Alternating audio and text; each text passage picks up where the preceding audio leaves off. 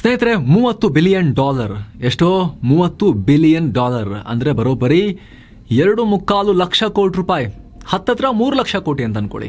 2,70,000 ಕೋಟಿ ರೂಪಾಯಿ. ಇದು ಯಾವುದೋ ದೇಶದ ಬಜೆಟ್ ಅಲ್ಲ, ಅಥವಾ ಯಾವುದೋ ದೊಡ್ಡ ಬ್ಯಾಂಕ್ ಹಗರಣದ ಮೊತ್ತ ಅಲ್ಲ. ಇದು ಭಾರತ ಸರ್ಕಾರ ಏಷ್ಯಾದ ಶ್ರೀಮಂತ ವ್ಯಕ್ತಿಯಾಗಿರೋ ಮುಖೇಶ್ ಅಂಬಾನಿ ಒಡೆತನದ ರಿಲಯನ್ಸ್ ಇಂಡಸ್ಟ್ರೀಸ್ ವಿರುದ್ಧ ಕೇಳ್ತಿರೋ ಪರಿಹಾರದ ಮೊತ್ತ. ಅಷ್ಟು ದುಡ್ಡು ಕಟ್ಟಿ ಅಂತ ಅಂಬಾನಿ ಕುತ್ತಿಗೆಯಲ್ಲಿ ಭಾರತ ಸರ್ಕಾರ ಜೋತು ಬಿದ್ದಿದೆ. ಮೋದಿ ಸರ್ಕಾರ ಅಂಬಾನಿಯ ಬೆನ್ನು ಬಿದ್ದಿದೆ ಅನ್ನೋ ಸ್ಫೋಟಕ ಸುದ್ದಿ ಬರ್ತಾ ಇದೆ. ಇಡೀ ಭಾರತದ ಕಾರ್ಪೊರೇಟ್ ವಲಯವನ್ನೇ ನಡುಗಿಸಿ ಹಾಕಿದೆ. ನಮಗೆ ಬರಬೇಕಾದ ಗ್ಯಾಸ್ ಬಂದಿಲ್ಲ, ಮಾಡಬೇಕಾದ ಉತ್ಪಾದನೆ ಮಾಡಿಲ್ಲ ಅಂತ ಸರ್ಕಾರ ರಿಲಯನ್ಸ್ ಮತ್ತು ಬ್ರಿಟಿಷ್ ಪೆಟ್ರೋಲಿಯಂ BP ಕುತ್ತಿಗೆ ಪಟ್ಟಿ ಹಿಡಿದು ನಿಂತಿದೆ. ಆದರೆ ರಿಲಯನ್ಸ್ ಮಾತ್ರ ಇದು ಸುಳ್ಳು, ನಾವು ಕೊಡಬೇಕಾಗಿರೋದು ಬರೀ $247 ಮಿಲಿಯನ್ ಅಂತ ಅವರು ಕ್ಲಾರಿಫಿಕೇಶನ್ ಕೊಡ್ತಾ ಇದ್ದಾರೆ.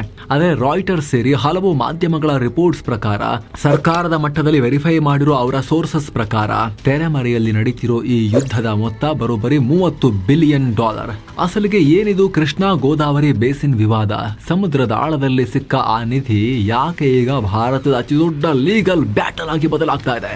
ಇದು ಅಂಬಾನಿ ಕಂಪನಿಗೆ ಇಷ್ಟು ದೊಡ್ಡ ಹೊಡೆತವನ್ನು ಕೊಡಬಹುದು. ಅಂಬಾನಿ, ನಿಮ್ಮ ಆಸ್ತಿಯಲ್ಲಿ ಒಂದು ಕಾಲಭಾಗ ಕೊಟ್ಬಿಡಿ ಅಂತ ಹೇಳಿ ಸರ್ಕಾರ ಕೈ ಹಾಕಿಬಿಟ್ಟಿದ್ಯಾ ಅನ್ನೋ ಪ್ರಶ್ನೆ ಮೂಡ್ತಾ ಇದೆ. ಬನ್ನಿ ಈ ವರದಿಯಲ್ಲಿ ಡೀಟೇಲ್ ಆಗಿ ಆಳವಾಗಿಳಿದು ಈ ಗ್ಯಾಸ್ ವಾರ್ನ ಅಸಲಿ ಸತ್ಯವನ್ನ ಬಯಲಿಗೆಳಿತಾ ಹೋಗೋಣ. ದಿಢೀರ್ ಸ್ಫೋಟ, ರಾಯ್ಟರ್ಸ್ ವರದಿಯಲ್ಲಿ ಏನಿದೆ? ಈ ವಿಷಯ ಹೊರಗೆ ಬಂದಿದ್ದು ಡಿಸೆಂಬರ್ 29, 2025 ಜಗತ್ತಿನ ಫೇಮಸ್ ನ್ಯೂಸ್ ಏಜೆನ್ಸಿ ರಾಯ್ಟರ್ಸ್ ಒಂದು ವರದಿ ಮಾಡಿತು. ಅದು ಅಕ್ಷರಶಃ ಸ್ಫೋಟಕ ಹಾಕಿದ ಹಾಗಿತ್ತು ಭಾರತದಲ್ಲಿ. ಯಾಕಂದ್ರೆ ಅದರಲ್ಲಿ ಬಿಗ್ ನೇಮ್ಸ್ ಇದ್ವು.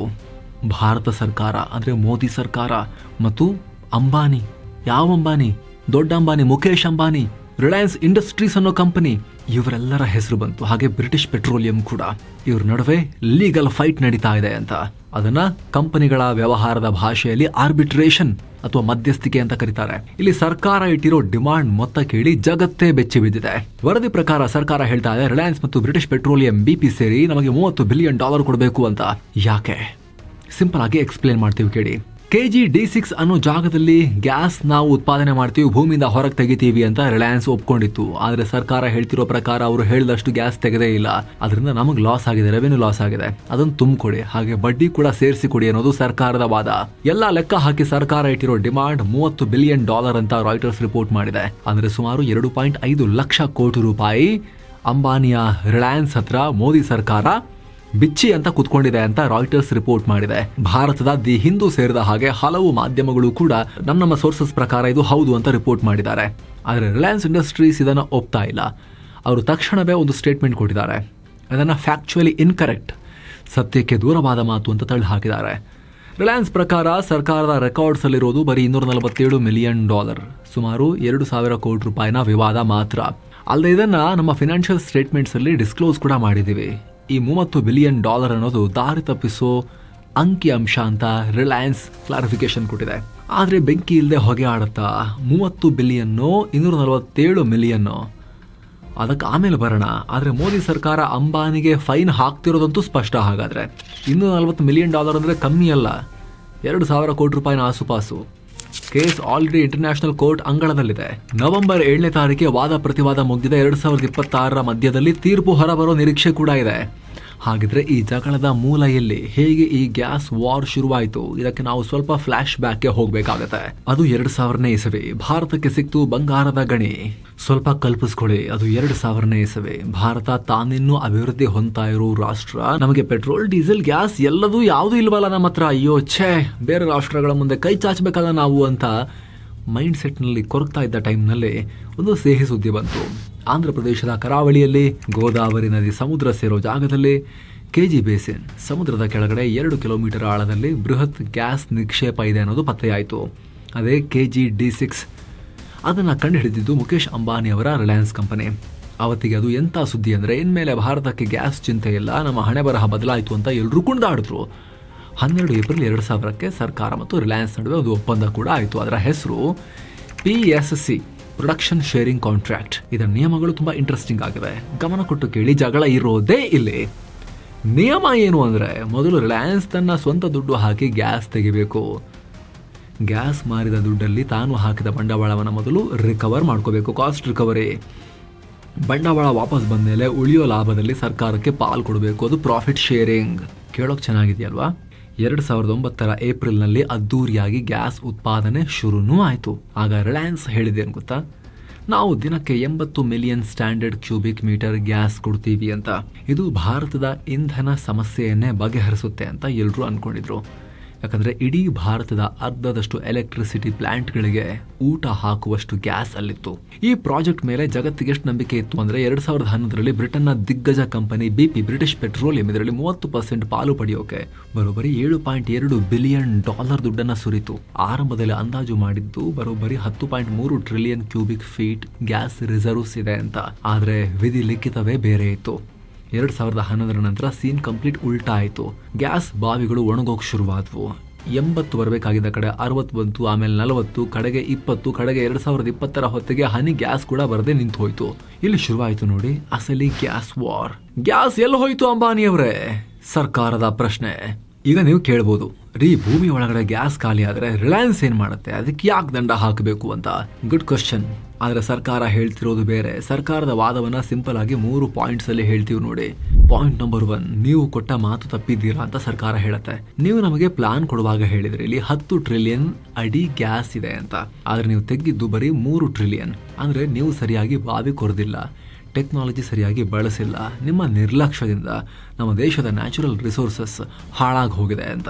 ಗ್ಯಾಸ್ ಏನು ಇವರು ತೂತ್ ಕೊಡದ್ಮೇಲೆ ಅಲ್ಲೇ ಕಾಯ್ತಾ ಕೂತಿರುತ್ತಾ, ಓ ಅಂಬಾನಿ ಬಂದು ಕೈ ಹಾಕಿ ತೆಗಿತಾರ ನನ್ನ ಆ ಕಡೆಗೆ ಅಂತ ಹೇಳಿ? ಅದು ಹೋಗುತ್ತೆ ಅಷ್ಟೇ, ಲೀಕ್ ಆಗಿ ಹೋಗುತ್ತೆ ಅಷ್ಟೇ ಅಲ್ವಾ.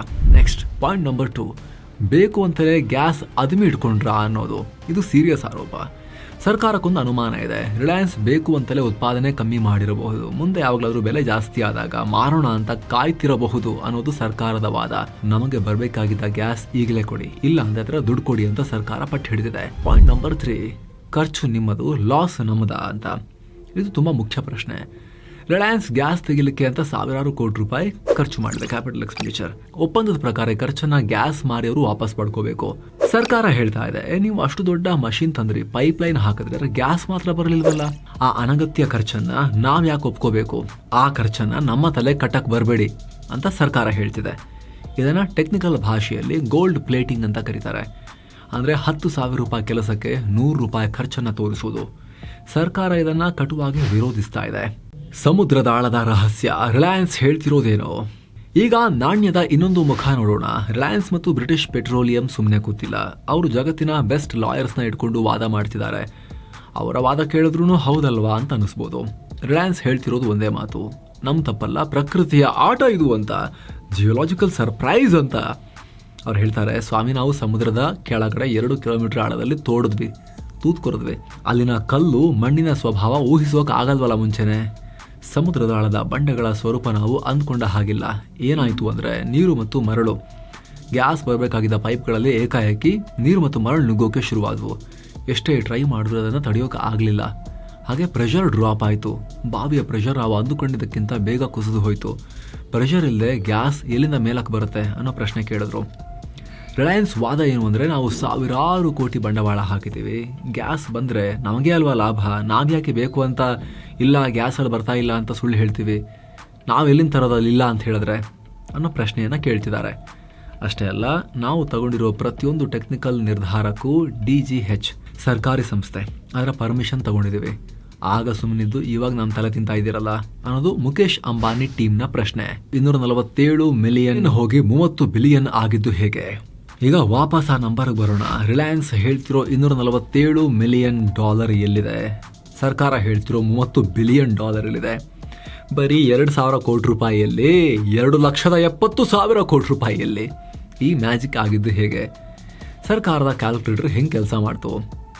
ಇಲ್ಲಿ ಹಂತ 1, ಕಳೆದ 15 ವರ್ಷಗಳಲ್ಲಿ ಎಷ್ಟು ಗ್ಯಾಸ್ ಕಮ್ಮಿ ಬಂತು ಅಂತ ಲೆಕ್ಕ ಹಾಕಿದ್ರು. ಸರ್ಕಾರದ ಪ್ರಕಾರ ರಿಲಯನ್ಸ್ 10.3 TCF ಗ್ಯಾಸ್ ತೆಗಿಬೇಕಾಗಿತ್ತು, ಆದರೆ ತೆಗೆದಿದ್ದು ಬರೀ 3 TCF.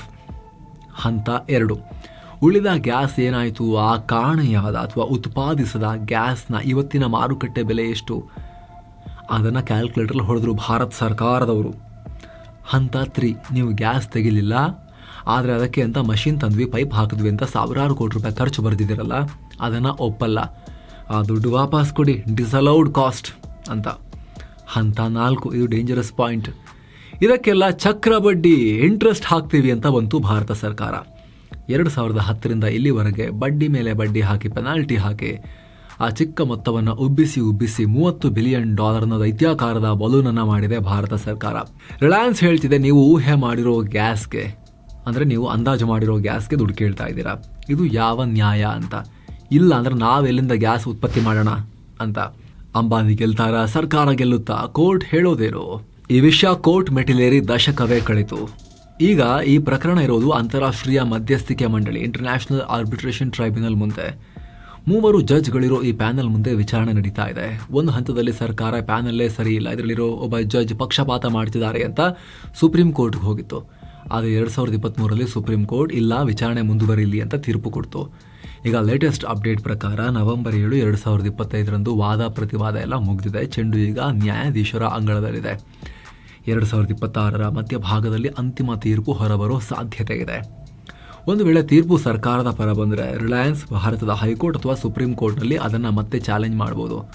ಸೊ ಇದೇನು ನಾಳೆ ನಾಡಿದ್ದು ಮುಗಿಯೋ ಕತೆ ಅಲ್ಲ. ರಿಲಯನ್ಸ್ ಜೇಬಿಗೆ ಕತ್ತರಿ, ಭಾರತಕ್ಕೆ ಸಂಕಷ್ಟ. ಮುಖ್ಯವಾಗಿ ಈಗ ಕಡೆಯದಾಗಿ ಈ ಕೇಸ್ನಿಂದ ಆಗೋ ಪರಿಣಾಮಗಳೇನು? ರಿಲಯನ್ಸ್ ಮೇಲಿನ ಪರಿಣಾಮ ನೋಡಿದ್ರೆ, ರಿಲಯನ್ಸ್ ಇಂಡಸ್ಟ್ರೀಸ್ ಎಷ್ಟೇ ದೊಡ್ಡ ಕಂಪನಿ ಆದರೂ ಕೂಡ $30 ಬಿಲಿಯನ್ ಸಣ್ಣ ಮೊತ್ತ ಅಲ್ಲ ಸ್ವಾಮಿ. ಲೆಕ್ಕ ಹಾಕಿ ನೋಡಿ, ರಿಲಯನ್ಸ್ನ ವಾರ್ಷಿಕ ಲಾಭ ನೆಟ್ ಪ್ರಾಫಿಟ್ ಸುಮಾರು 81,000 ಕೋಟಿ ರೂಪಾಯಿ, ಹತ್ರ $9 ರಿಂದ $10 ಬಿಲಿಯನ್. ಅಂದರೆ ಸರ್ಕಾರ ಕೇಳ್ತಿರೋ ಮೊತ್ತ ರಿಲಯನ್ಸ್ನ 3 ವರ್ಷದ ಕರೆಂಟ್ ಪ್ರಾಫಿಟ್ಗೆ ಸಮ. ಒಂದು ವೇಳೆ ಇದನ್ನು ಕೊಡಲೇಬೇಕು ಅಂತ ಹೇಳಿದ್ರೆ ರಿಲಯನ್ಸ್ನ ಬ್ಯಾಲೆನ್ಸ್ ಶೀಟ್ ಅಲ್ಗಾಡ್ ಹೋಗುತ್ತೆ. ಷೇರು ಮಾರುಕಟ್ಟೆಯಲ್ಲಿ ಹೂಡಿಕೆದಾರರಿಗೆ ಇದು ಶಾಕ್ ಆಗ್ಬೋದು.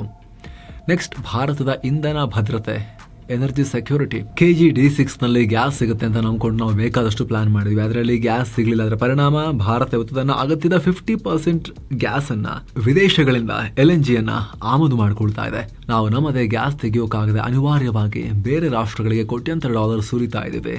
ಈ ಕೇಸ್ನ ತೀರ್ಪು ಮುಂದೆ ಬರೋ ವಿದೇಶಿ ಹೂಡಿಕೆದಾರರ ಮೇಲೂ ಪರಿಣಾಮ ಬೀರುತ್ತೆ. ಭಾರತದ ಸವಾಸ ಅಲ್ಲ, ಅಲ್ಲಿ ಹೋಗಿ ಸಿಕ್ಕಾಕೊಂಡ್ರೆ ಆಮೇಲೆ ಈ ಥರ ಬಿಲಿಯನ್ ಡಾಲರ್ ಸುಲಿಯೋಕೆ ಬರ್ತಾರೆ ಅನ್ನೋ ಮೆಸೇಜ್ ಕೂಡ ಪಾಸ್ ಆಗ್ಬೋದು. ವಿದೇಶಿ ಹೂಡಿಕೆದಾರರು ಕಣ್ಣಲ್ಲಿ ಎಣ್ಣೆ ಬಿಟ್ಕೊಂಡು ಕೇಸ್ ನೋಡ್ತಾ ಇದ್ದಾರೆ ಈಗ. ಈ ಬಗ್ಗೆ ನಿಮಗೇನು ಅನ್ಸುತ್ತೆ? ಭೂಮಿ ಒಳಗಡೆ ಗ್ಯಾಸ್ ಸಿಗದೆ ಇದ್ರೆ ಕಂಪನಿ ಹೊಣೆನಾ, ಅಥವಾ ದೇಶದ ಸಂಪತ್ತು ಹಾಳಾಗಿದ್ದಕ್ಕೆ ಸರ್ಕಾರ ದಂಡ ಹಾಕಿದ್ದು ಸರಿನಾ? ನಿಮಗೇನನ್ಸುತ್ತೆ ಅದನ್ನು ಕಾಮೆಂಟ್ ಮಾಡಿ ತಿಳಿಸಿ. ಇಂತಹ ಮತ್ತಷ್ಟು ಇನ್ಡೆಪ್ತ್ ಮಾಹಿತಿಗಾಗಿ ಮಸ್ತ್ ಮಗ ಚಾನಲ್ಗೆ ಸಬ್ಸ್ಕ್ರೈಬ್ ಮಾಡೋದನ್ನು ಯಾವುದೇ ಕಾರಣಕ್ಕೂ ಮರಿಬೇಡಿ. ಹಾಗೆ ಸ್ನೇಹಿತರೆ, ಎಲ್ಲ ಮೆಂಬರ್ ಓನ್ಲಿ ವೀಡಿಯೋಸ್ಗಾಗಿ ವಿಡಿಯೋ ಕೆಳಗಿರೋ ಜಾಯಿನ್ ಬಟನ್ ಮೇಲೆ ಕ್ಲಿಕ್ ಮಾಡೋ ಮೂಲಕ ನೀವು ಕೂಡ ಮಸ್ತ್ ಮಗ ಪ್ರೀಮಿಯಂ ಮೆಂಬರ್ಶಿಪ್ ಕುಟುಂಬವನ್ನು ಸೇರಬಹುದು. ಆಸಕ್ತರು ಚೆಕ್ ಮಾಡಿ. ಮತ್ತೆ ಭೇಟಿ ಆಗ್ತಿರೋಣ. ನಮಸ್ತೆ.